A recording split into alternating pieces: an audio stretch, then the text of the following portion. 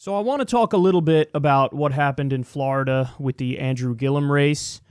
I think that this particular loss, and actually I should say potential loss because the votes are still being counted and it's super duper close. But this potential loss stings, I think, more than anything else that happened in the election. And there are a lot of reasons for that. So there's been another split, I guess you can call it, that developed on the left as a result of this. But I really want to try my best to, well, first of all, correct the record, which I'm going to do in a second because somebody came after me. But also, I want to mend the wounds because I'm tired of the infighting among people who really do believe in the same goals. I mean, as you guys know, I'm genuinely fine with infighting among the two actual wings of the argument. So yes, I'm going to argue with the Joe Donnelly types who openly runs as Republican light and is super corporatist and wants to take the Democratic Party in a right-wing direction and lost as a result of it. I'm fine with having the disagreement with them and really calling them out. What really does, what I'm not fine with and what actually hurts quite a bit is when I know that people who believe in the same goals end up fighting. See, Joe Donnelly does not believe in Medicare for all, does not believe in free college, does not believe in a living wage. So yes, let's have that argument, and there is an argument to be had there. But there is a split on the broader left where people who nominally agree on the goals are now going after each other, and I never like that. So I think there are some genuine misunderstandings happening here. What I'm going to show you is a criticism from Ring of Fire. This is on some of my coverage and treatment of Andrew Gillum. So let's watch, and then like I said, I'm going to correct the record, and I'm also going to dive into exactly what the point is and why I think I'm correct. And here's the thing that's really pissing me off, and that comes back to the state of Florida. Andrew Gillum.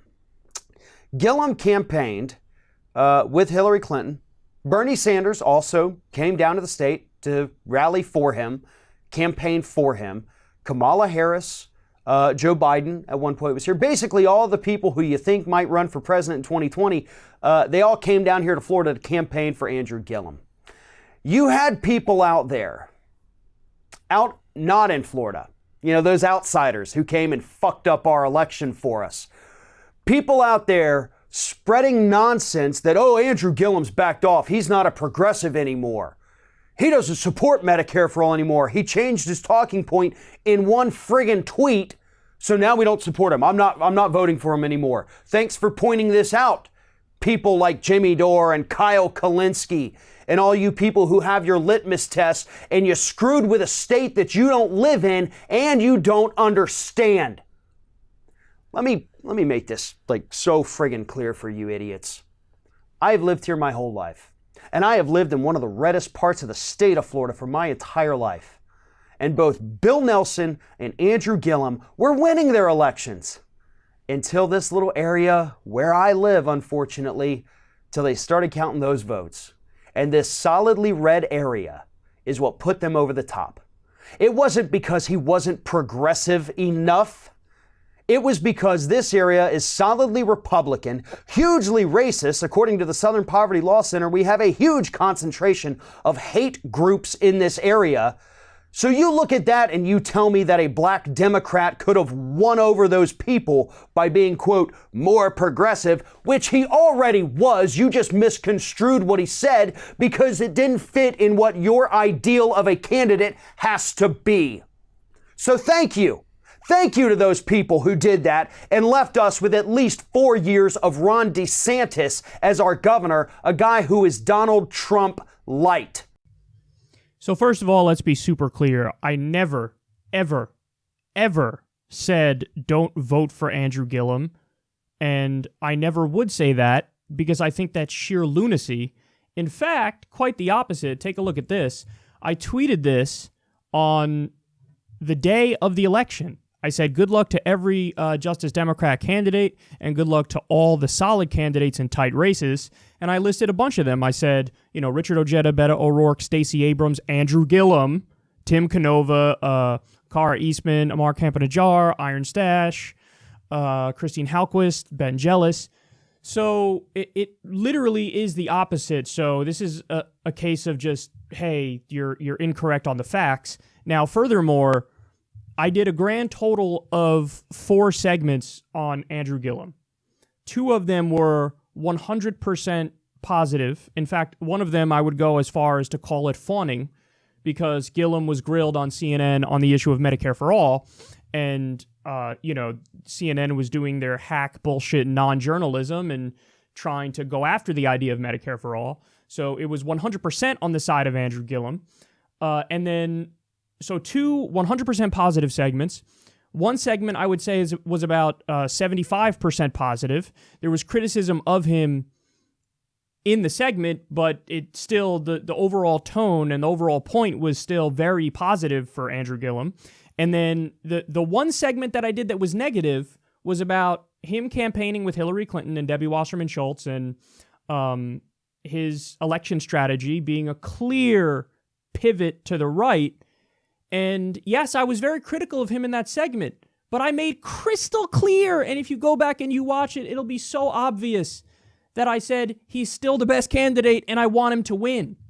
So that segment was more of me being like, basically trying to be like an advisor and saying, don't do it, don't do the pivot, don't do the pivot, don't do the pivot. Now, I don't know if the real, and by the way, I've since had a conversation about this, and he's apologized, and he's even apologized publicly because I think he didn't understand my exact point, and he still has disagreements with me, but it's, they're more understandable disagreements. Whereas before, I don't even think he was accurately stating my position. I think that what he saw and what he may have been mad about, and I noticed that I walked into a minefield when I said this in the wake of, right when we learned that the projection was that Ron DeSantis was going to win. Yes, I did say, and there were other lefties saying on Twitter that, hey, it was a mistake and you shouldn't have campaigned with Hillary Clinton, and you shouldn't have shied away from Medicare for All. By the way, there's one other issue that I was like, hey, don't do that either, was when he started tweeting randomly tough things about like Venezuela. I was like, oh, first of all, you're governor, you don't have any control over foreign policy. Second of all, don't do that, because he was saying, oh, we got to be tough on dictators.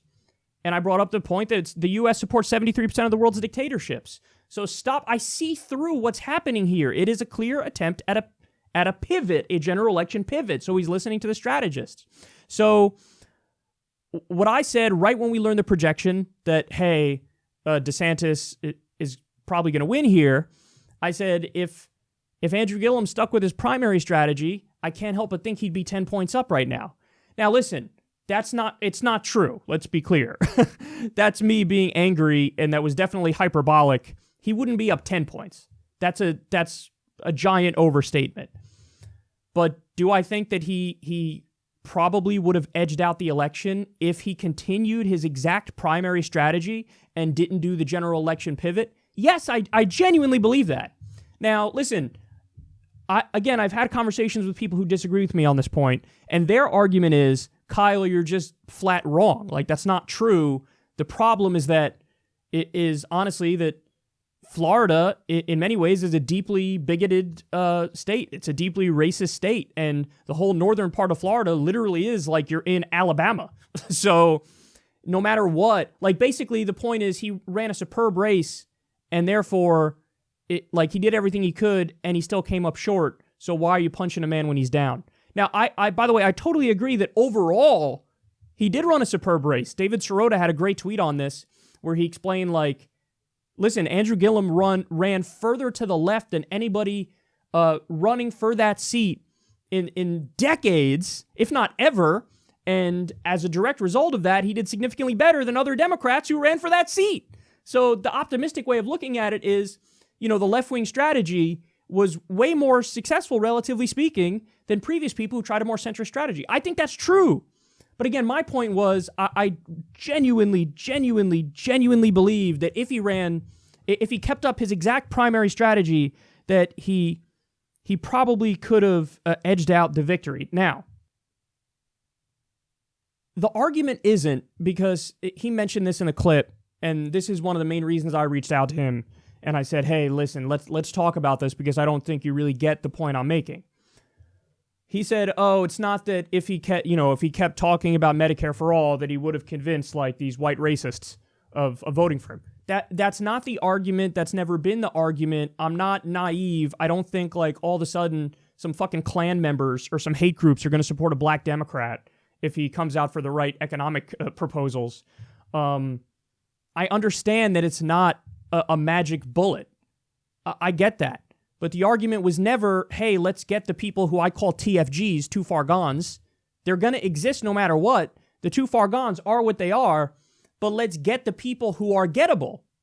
So in other words, if you keep up that primary strategy of being for Medicare for all, being aggressive in making your case for Medicare for all, continuing to run in like an anti-establishment, anti-corruption kind of way, like his ads in the primary were absolutely superb. I think you probably could have chipped away and gotten more independents. So everybody who already voted for Andrew Gillum in the election, I think would have still voted for him if he kept up his primary strategy. That's point number one.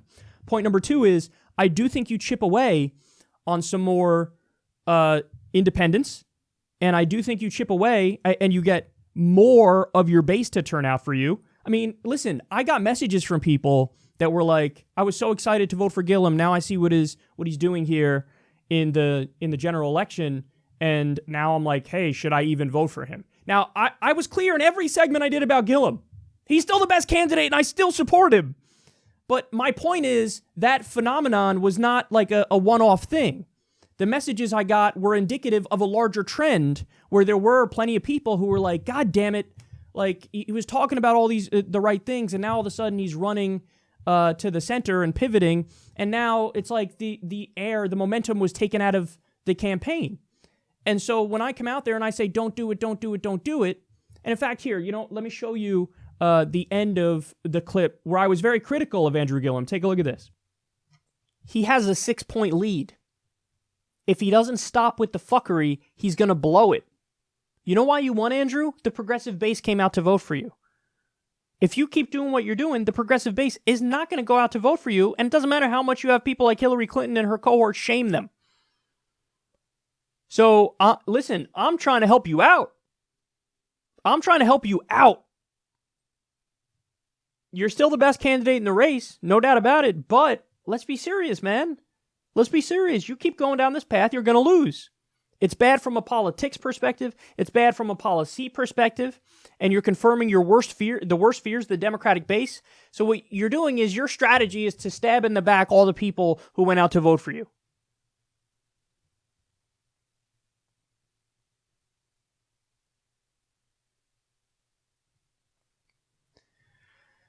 Centrism, corporatism, it's a brain disease. That's what it looks like to me.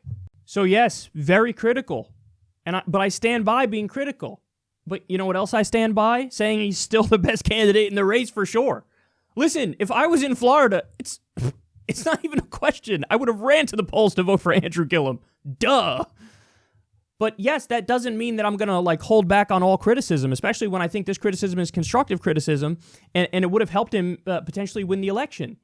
Now, again, the main point is, if you continued with that strategy, I think all of the relevant data shows you probably could have edged out this election because you could have gotten some more independents. You could have turned out a little bit more in the base, even though he did a tremendous job turning out the base. I think he could have turned out even more if he kept up with the primary strategy. And I also think non-voters, he could have made voters if he kept up with that strategy. And I also think, yes, the non-racist, reasonable Republicans, and listen, we could have a disagreement and a discussion and a debate as to what percentage of the right is too far gone, because there is obviously a significant chunk that is too far gone, and we're not trying to get those. We're not trying to get the fucking Klan members or the sovereign citizens or whatever the fuck, okay? But we can have a disagreement as to what percentage are too far gone, but certainly we both agree that it's not 100% of people on the right that are too far gone. That some of them we can maybe chip away at and get if we have the right strategy and the right policies. And my point is, yes, you can get some of those reasonable Republicans. Now, They say, well, I live in Florida and I know Florida better and you're just wrong about that. Fine, agree to disagree, fair enough. But let me be clear, man. Sometimes when I tell people this, they don't necessarily get exactly what I'm saying. I'm dead serious about this point that the general election pivot has to die. It has to die because this is when Democrats lose. Look at what Trump did.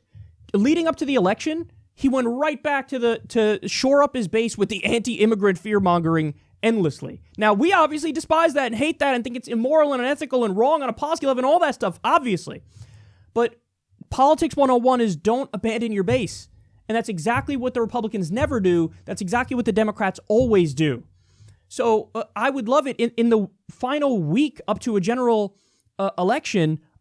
What the Democrats should do is do a giant national campaign where they're crystal clear about here's our agenda, just like the right is doing with, oh my God, the caravan and we hate brown people. Yeah, fuck you. Here's our ideas. We want Medicare for all. We want free college. We want a living wage. And these are the things we're going to focus on. And we're going to do a national campaign about this. We're going to run ads. We're going to have every elected Democrat come out there and say, this is what the Democrats who are running are for. And listen, that's my point, is it's not 1992 anymore. The centrism strategy is a proven failure. So I'm serious about this shit. If I'm advising these campaigns, I'm 100%, if anything, I'm telling them, oh, when we get to the general election, run further to the left. At the very least, if Andrew Gillum wouldn't have won doing my preferred strategy, and listen, maybe it's possible, although healthcare is literally the number one issue that people cited in exit polls, so I tend to think if you pushed Medicare for all really strongly, you could have edged it out. But listen, if he wouldn't have won, at the very least, I think he would have picked up more votes. Now, again, it's fair to disagree with that. People can disagree with that. But the fact of the matter is, man, then you're not on board with the strategy that I would call just the flat definition of being left-wing, of being principled. Because, you can call me naive, but I think our ideas sell. And the reason I think that is not because I'm some pie-in-the-sky unicorn fairy dust lefty. The reason I think that is because of the polling data. 70% of the American people support Medicare for all, including 52% of Republicans. 80% of the American people support a living wage. 58% of the American people support free college. Why is it that the proposition passed, which gave ex-felons back their voting rights, why is it that passed, but Bill Nelson and Andrew Gillum lost? Why is it that when we look at the direct ballot initiatives, probably over 80% of the left positions in those direct ballot initiatives have now become law? They passed. Why is that the case? I think it's because our ideas actually sell. Our ideas actually work. And again, feel free to disagree with that. You could tell me I don't know Florida and I have my head up my ass and I'm hurting the movement. But actually, no, I reject. I accept the disagreement. That's fair enough. People can disagree on anything. Okay, I understand that. But I definitely reject the idea that I somehow hurt Andrew Gillum or that, I'm turning people off to electoral politics. I mean, for fuck's sake, I fucking co-founded Justice Democrats, a group to do a left-wing takeover of the Democratic Party. We got 7 people in Congress now. I mean, I think I'm relatively clear that I am in favor of electoral politics. I'm not in favor of a literal revolution. I'm in favor of a political revolution, and I think we're in the midst of doing that right now. So, and even in the case of Gillum, like, oh, you're accusing me of somehow hurting him or saying don't vote for him. I literally, on the day of the election, said, here's a list of people that I want to see win, and Andrew Gillum was on the list. So it's just, I want everybody to try to understand the difference between, constructive criticism, which is what I'm trying to do, and a philosophy of fuck it, burn it all down. And if somebody disagrees with you 1%, then, it's totally equivalent to support him or the Republican. No, that's not, my point is not burn it all down and everything is all equal because I have some significant disagreements with a candidate. So it's constructive criticism. I'm making this criticism because I want to see Democrats win. I'm convinced, based on polling data and based on all of my experience in politics, that the strategy I'm talking about would help win. And again, people can disagree with that, but don't malign and don't smear. And listen, I even know Jimmy Dore reached out to me when I did the segment on Gillum, and I went after him and saying, "Hey man, listen, don't campaign with Hillary Clinton. Don't shy away from Medicare for all. Don't do the hawkish tweets on Venezuela." And what Jimmy Dore said to me is, "You struck the right tone in that you're criticizing him, but at the same time, I'm clear, like, he's still the best candidate and I support him." And as a final point, this is not, I don't want to downplay by any stretch of the imagination the impact other factors had in this race. So right off the bat, voter suppression, that alone may have cost Andrew Gillum the victory. Okay? That alone may have cost, we know it cost Stacey Abrams the victory. We're going to do a story on that in a second. Like, it 100% cost, it's not a question. Stacey Abrams' election was stolen from her. There is a decent chance Andrew Gillum's election was stolen from him because of election fraud, because of voter suppression. 100%. So we could do a whole long conversation on that alone. Yes, we can do a whole long conversation on the people who are too far gone in the Republican Party and the fact that Donald Trump used white identity politics to shore up his base, and it worked. What do you think that anti-immigration ad was? What do you, when he did this thing where it's like one criminal who was an undocumented immigrant talking about killing cops, and the clear implication was Democrats are for this guy, and I'm for you. I'm going to protect you. And the idea is I'm the guy who's against immigrants, and I'm the guy who's against undocumented immigrants. And yes, I'm trying to basically lump them in here and say they're criminals. Period. Like, they're criminals. Meanwhile, obviously the statistics show native citizens are much more likely to be criminals than undocumented immigrants and documented immigrants. So it's fear-mongering, trying to portray immigrants as the other, and it is bigoted, and it is racist, and it did work for the base. So this is not me excusing the bigotry and the xenophobia and the racism of Donald Trump and the Republican base, and the fact that this is a crucial issue to those people, and it does turn them out to the polls. I'm not excusing that at all, and I'm not excusing the election fraud at all and the voter suppression at all. We can have a conversation about those issues. My point is, if the TFGs are TFG, if the racist's going to racist, no matter what you do, well, then we need to find a way to work around that in order to get these election victories. And my point is, if Democrats continue to stay left and push these arguments that the left base, the Democratic base, there are more of us than there are of the white identity politics crowd that gets turned out by anti-immigrant fear-mongering. So, in other words, all things being equal, a Republican running, shoring up his base with anti-immigrant fear-mongering versus a Democrat running, shoring up his base with populist left policies, economic leftism, pushing it very rigidly and sticking to it. All things being equal, in that election, at the very least, as a general rule, that's 55-45 all day in favor of the Democratic candidate. And in the case of Florida, you want to say, hey, man, it's even more racist than many other places. Okay, but I still think that he chips away and probably wins by a point or two. So, again, it's fair to disagree with that, but just understand exactly what the argument is. And again, just a final point, nobody go after him here, because we had the conversation afterwards, and he's really upset that Gillum lost, so it's understandable that he's really angry. And when something like that happens, you lash out. And he literally publicly apologized. So it honestly, total pass. I consider it a case of friendly fire. And again, we still may have disagreements. That's fine. But I'm going to continue to make my case. And yes, I'm going to be crystal clear, and I try to be crystal clear, but I'm going to be even more crystal clear. the difference between I'm going to rail against a candidate to tear down the candidate, and now everything's all equal, which I don't believe, and that and constructive criticism, hey, really, seriously, do this because I want you to win and that will help you win.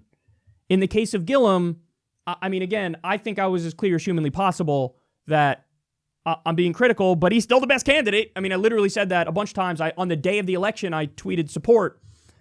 So I just want to be clear that, and I will be clear moving forward, that that's what I mean in many of these instances. And we have to be open to constructive criticism because there's no way that the Democrats are going to improve without that constructive criticism.